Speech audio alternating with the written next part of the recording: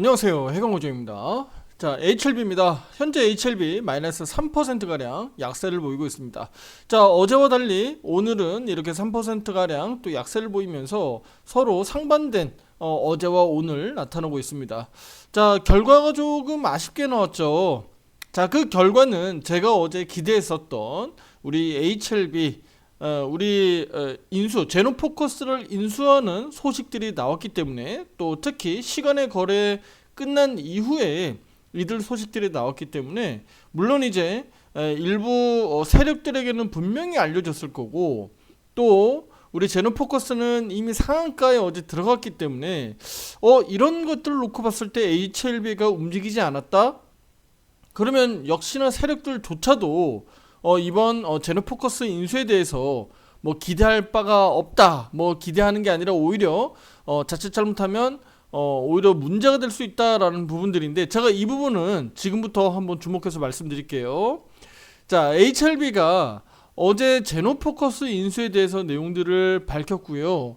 제3자 배정 유상증자에 참여한다는 소식이죠.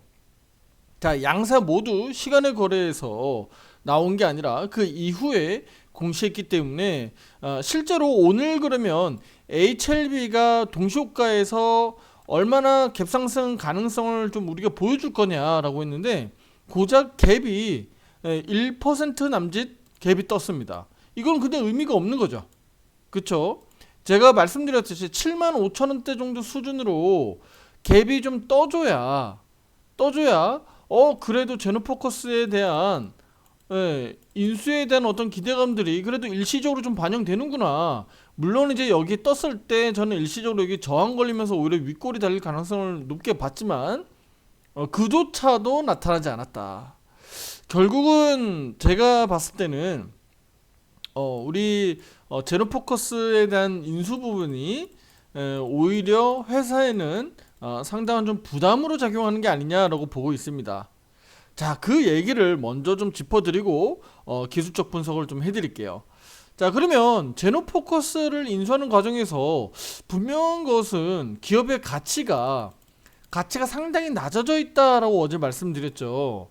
그런데 그 기업의 가치가 많이 낮아져 있는 상황에서 인수 제3자 배정 호재 소식들, 결국은 제3자 배정을 통해서 지목해서 결국은 돈이 들어온다는 얘기 아니겠습니까? 그러니까 제노포커스 입장에서는 무조건 급등 호재가 되는 거죠.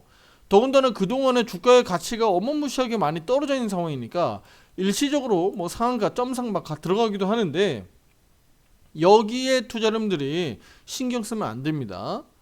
예. HLB 주주분들이 제노포커스에 신경을 쓰시면 안 돼요. 예. 저 종목은 저렇게 시세가 나오다가 또 어느 순간에 갑자기 다 제자리 찾아올 가능성도 있기 때문에 절대 따라 들어가시면 안 된다라는 것이고, 자, 그러면 이렇게 제3자 배정으로 유상증자에 참여하게 된 HLB 입장에서는 쉽게 얘기하면 우리 지분 인출 과정에서 돈을 납입해야 되잖아요. 제3자 배정 유증도 참여해야 되니까. 여기에 우리 계열사들을 동반해가지고 12월 12일 날 주금 납입까지 해가지고 최종적으로 26%대 지분을 확보하겠다는 거 아니겠습니까? 그렇죠? 그럼 장기적으로 놓고 보면 시너지 효과가 얼마나 나올지는 뭐 우리가 장담할 수는 없지만, 이거는 이제 시간차가 상당히 좀 걸릴 것으로 좀 보여지고, 그러면 당장으로서는 그러면 제노포커스에는 굉장한 이득이고, 그쵸? 제노포커스에는 이득이고, HLB 입장에서는 손해가 날 수 있는 일이죠. 왜냐면 HLB 입장에서는 제노포커스로 돈이 들어가야 되는 거니까. 이해되시죠? 제3자 배정 유증에 참여해야 되는 거고, 그리고 여기서 또 한 가지가 제가 투자자분들이 말씀드리고 싶은 건데, 바로 뭐냐면 제노포커스가요, 최대 주주 변경을 수반하는 이 시비 발행들을 앞에서 해왔던 게 있는데, 바로 2022년도 당시에 230억 규모로 3호 시비를 발행한 게 있어요. 근데 이 부분을 떠안게 된 거예요. 그러니까 제노포커스가 올해 7월에 이 CB 풋옵션에 대한 부분들을 전액 상환을 해야 되는 상황인데, 요걸 이제 상환에 실패했습니다. 그러니까 이 부분들이 미상환으로 HLB가 이제 인수하게 된 거죠. 왜냐면 지분을 그만큼 인수하게 되는 거니까 최대주주로 또 올라서게 될 거고요. 자, 그러면 그동안에 제노포커스가 주가가 이렇게 계속적으로 떨어지고 막 망할 것처럼 회사가 이렇게 움직였던 이유도 바로 여기 있었던 거잖아요.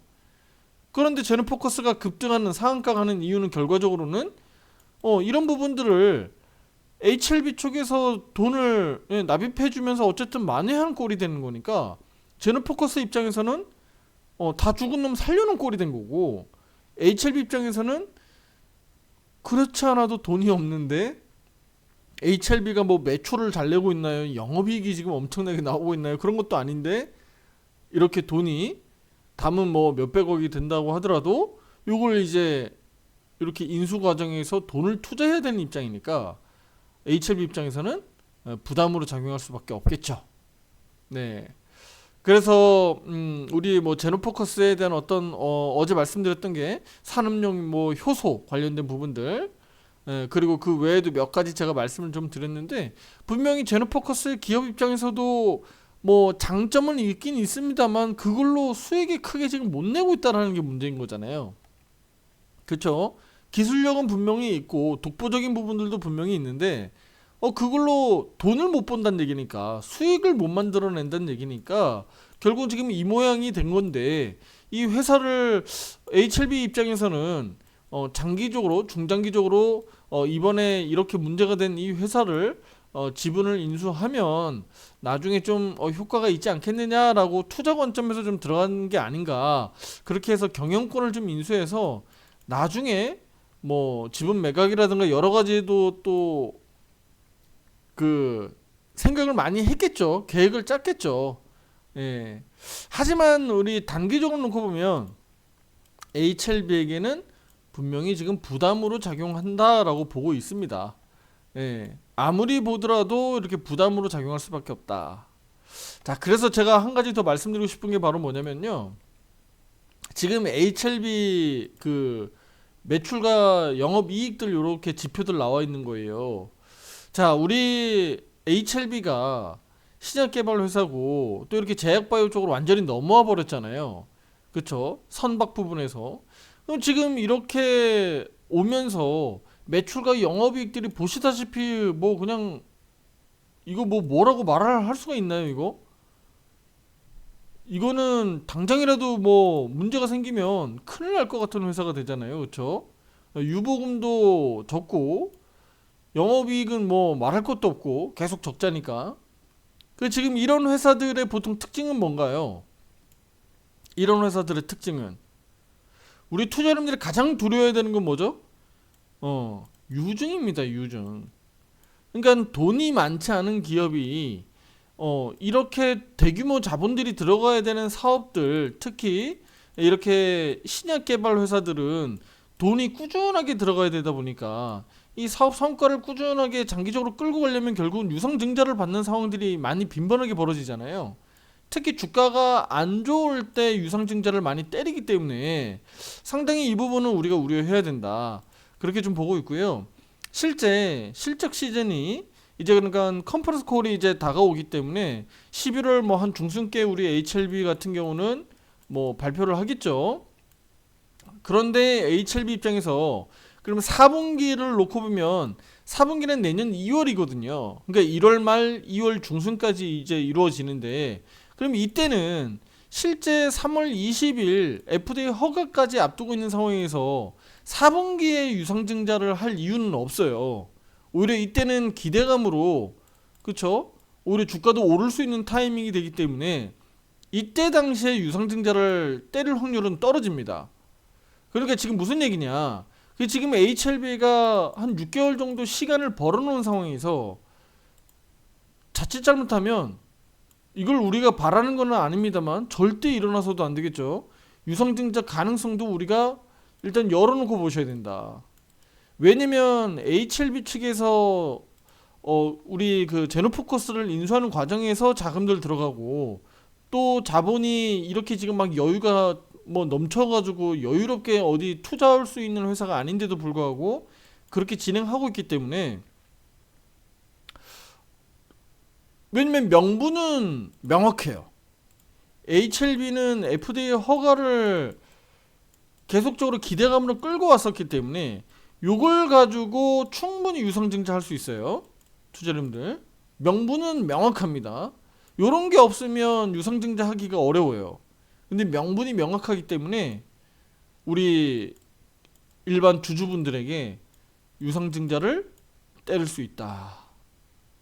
정말 그러면 큰일입니다.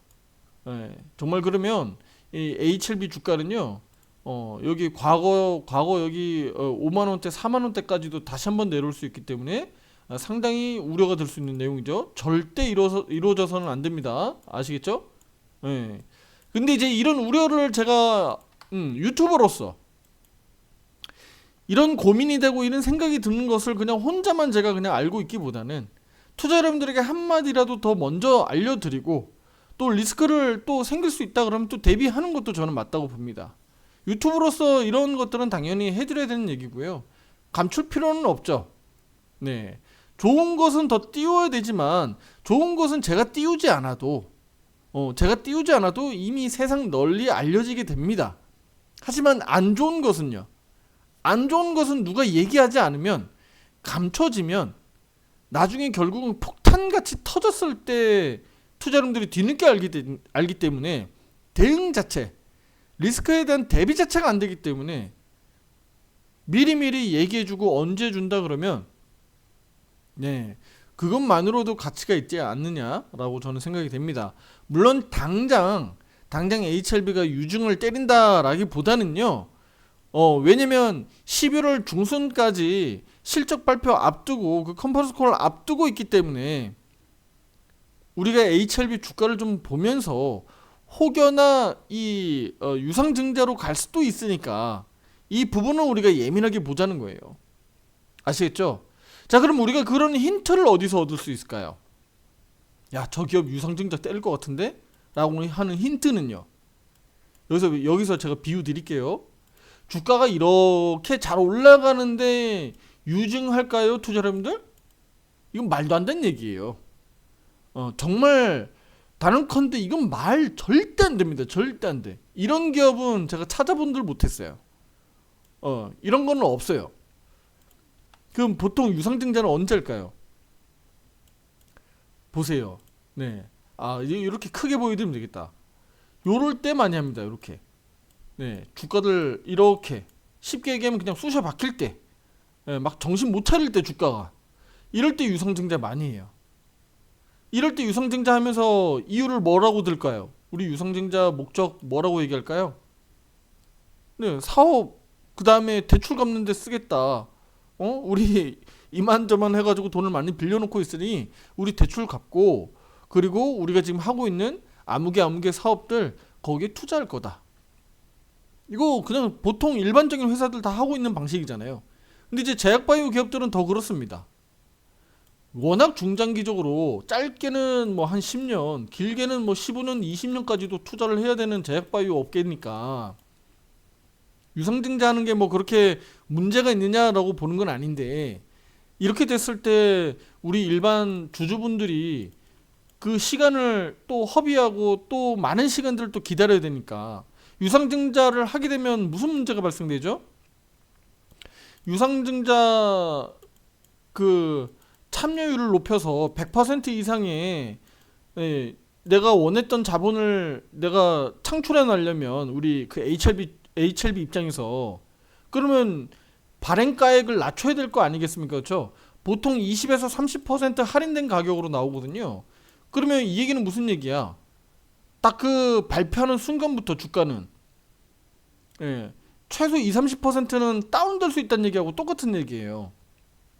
일시적으로 유상증자를 발행한다라는 소식이 나오자마자. 그러니까 이거는 우리 일반 주주분들에게는 굉장히 큰 리스크로 작용이 되는 거죠. 물론 이제 예수금을 많이 가지고 있거나 내가 HLB 나는 팔아가지고 다시 살 기회 보고 있었는데 유상증자로 막 주가가 급락한다? 그럼 유상증자는 기간이 몇 개월 걸려요? 3개월, 최소 3개월 정도 걸리잖아요. 나중에 그 신주 발행 상장까지 감안하면 3개월 정도 걸리니까 그럼 3개월 동안에 그냥 막 미친듯이 그냥 지지부진하게 갈 거거든요. 그럼 오히려 예수금이나 또는 뭐 미리 팔아가지고 현금 좀 가지고 있는 분들은 오히려 기회가 될 수 있는데, 그렇지 않은 분들은 또 긴 시간을 허비하고 기다리고 주가 상승만을 바라야 되는 상황들이 벌어질 수 있는 거죠. 네. 유상증자를 한 번도 맞아보지 않은 분들은 이 상황들을 전혀 모를 수도 있어요. 네, 전혀 모를 수도 있기 때문에 제가 이렇게 간단하게 말씀드리고 나중에 또 기회가 되면 한번 말씀드릴게요. 지금 당장 뭐 오늘 이게 중요한 건 아닌데, 제너포커스 인수 과정에서 자본들 들어가는 과정에서 제가 혹여나 HLB에 대해서 한 번 더 검토를 거친 결과 요런 가능성도 있겠다라는 생각을 했기 때문에 오늘 이렇게 유튜브를 통해서 공개적으로 투자자님들에게 말씀드리는 겁니다. 자, 근데 제목 타이틀에 제가 걸어드렸듯이 그래도 기회를 준다. 바로 그 기회는요, 주가 상승에 대한 기회입니다. 주가 추가적으로 상승하지 않을까라고 하는 기회를 오늘까지는 그래도 좀 부여하고자 하는데, 바로 그 이유는요, 제약바이오 쪽이 분명히 좋지는 않아요. 네, 뭐 그렇다고 해서 반도체가 뭐 어마무시하게 좋으냐? 그것도 아니고 2차전지가 또 엄청 좋으냐? 그것도 아니야. 그럼 대체 오늘 뭐 누가 좋은 거야? 코스피 지수 0.4%가량 하락하고 있고요. 코스닥 지수 0.8%가량 하락하고 있습니다. 뭐 크게 급락한다라기보다는 소폭 약세를 보이고 있죠. 그러면 오늘 누가 좋다는 얘기야? 투자자분들 딱 한 종목밖에 없어요. 딱 한 종목. 삼성전자 빼고는 오늘 말할 게 없습니다. 고려아연 저런 거 다 빼고요. 저런 건 개별적인 테마니까. 삼성전자 빼면 말할 거 없다 오늘 증시는. 네, 삼성전자 영상 어제 영상에서도 제가 강조드렸으니까 그 내용들은 삼성전자 영상을 통해서 참고하시면 되겠고요. 자, 그래서 지금 삼성전자가 그러면 괜찮아서 우리 HLB 그러면 기회를 더 부여하는 것이냐? 일단은 일부는 맞아요. 그 얘기는 무슨 얘기냐? 지수를 일단은 삼성전자가 떠받치고 있다는 거. 받치고 있다는 것이고, 코스닥 쪽으로 놓고 보면 코스닥 쪽에서는 누가요? 알테오젠을 일단 버티고 있습니다.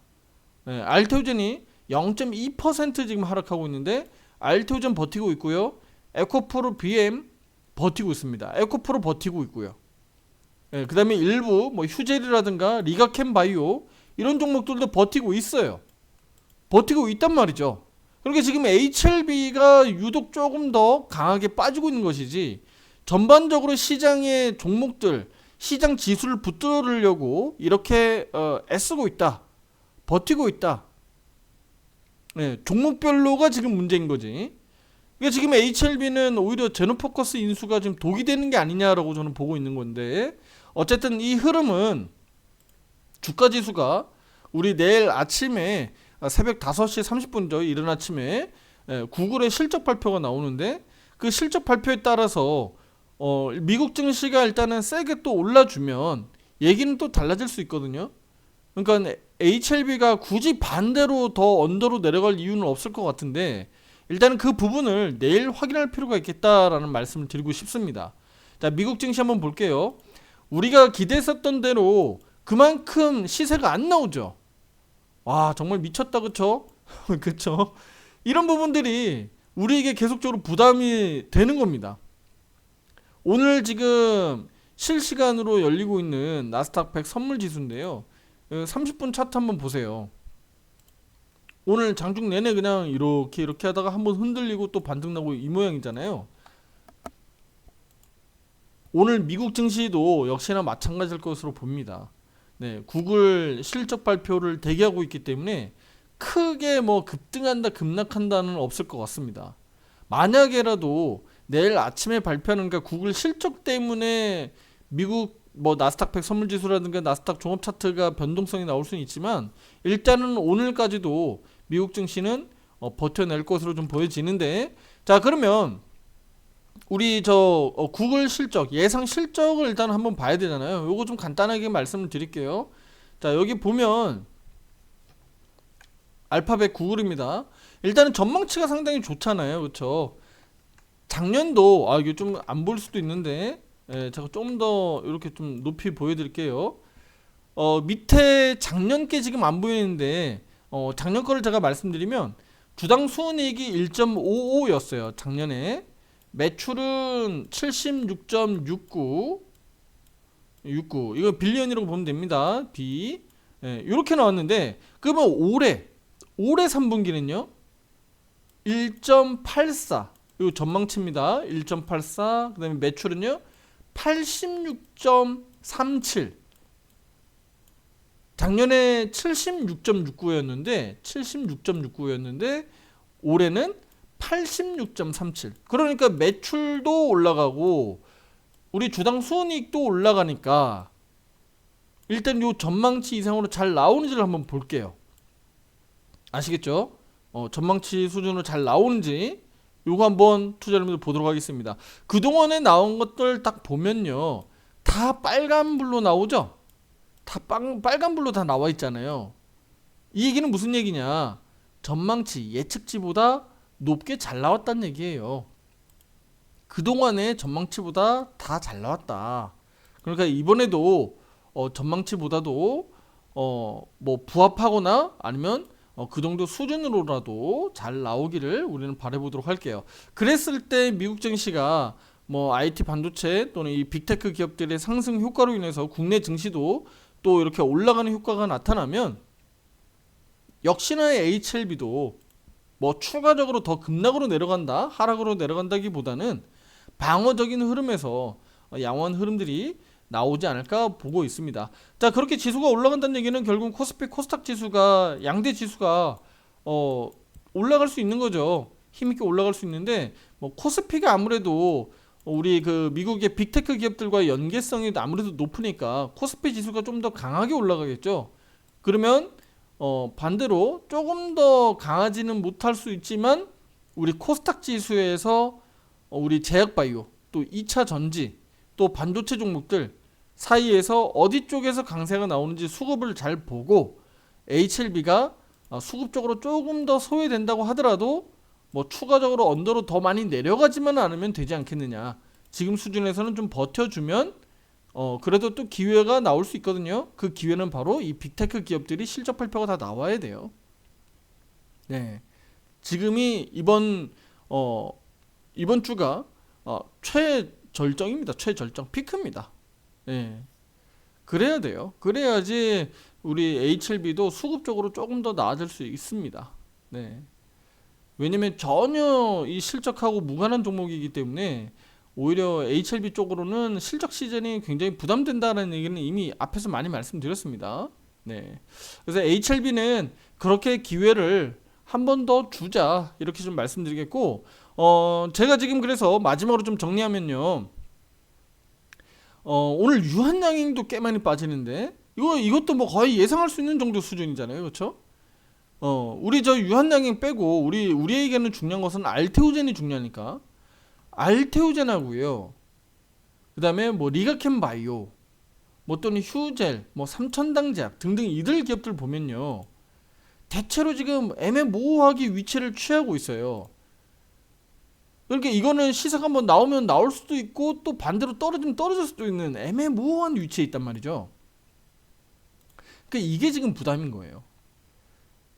그래서 알테오젠이나 또는 뭐 리가캠이라든가 뭐 휴젤이라든가 뭐 삼천당제약이라든가 대표적으로 우리 코스닥 시장에서 위치를 차지하고 있는 HLB를 포함해서 이들이 주가가 만약에 언더로 더 많이 언더슈팅으로 내려오면 이거 절대 개별적으로 내려가지 않을 겁니다. 이렇게 내려갈 때는 코스닥 지수가 문제가 있고 코스피가 문제가 있고 미국이 문제가 있을 겁니다. 그러니까 그 상황들을 우리가 내일도 주목해서 보시고 대응해야 된다라는 겁니다. 네, 아시겠죠? 확인하고 대응하고 하더라도 늦지 않는다라고 말씀드렸죠. 그렇게 보고 대응하도록 하겠습니다. 자, 오늘만큼은 HLB가 어제와 반대로 움직이고 있기 때문에 우리 입장에서는 뭐 최고의 흐름은 아닙니다. 분명히 부정적이고 안 좋은 흐름입니다만 내일 하루 정도 우리가 상황을 더 보고 우리 빅테크 기업들, 그러니까 우리 국내 증시에는 IT 반도체 쪽 또는 뭐 우리 카카오라든가 네이버라든가 이쪽이 구글하고는 연계성이 아무래도 높죠. 그래서 이쪽으로 수급이 강하게 들어가는지 등을 우리가 좀 체크하면서 HLB 흐름들을 주목하고 또 대응 의견을 추가적으로 드리도록 하겠습니다.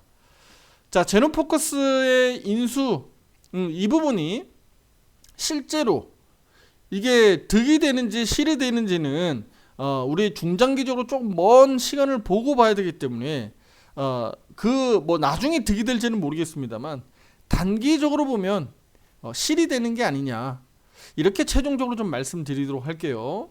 구독, 좋아요, 알림 설정 잊지 마시고요. 다음 영상에서 더 좋은 내용으로 찾아뵙도록 하겠습니다. 감사합니다.